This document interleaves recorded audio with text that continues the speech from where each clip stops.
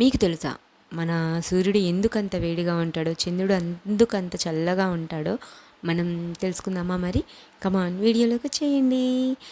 సూర్యుడి దగ్గర ఎప్పుడూ ఒక రియాక్షన్ అనేది జరుగుతూ ఉంటుందండి. ఏంటి అంటే హైడ్రోజన్ హీలియంగా మారే ప్రక్రియ అనేది జరుగుతూ ఉంటుంది.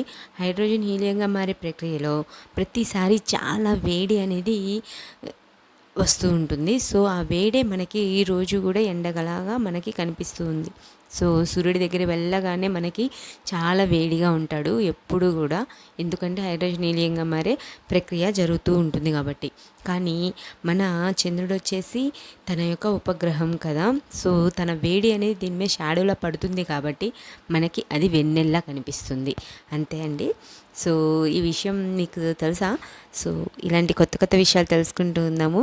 మన ఛానల్ని సబ్స్క్రైబ్ చేసుకోండి. మీలో ఎంతమందికి పావు బాజీ అంటే ఇష్టమో కామెంట్ చేయండి. Thanks for watching.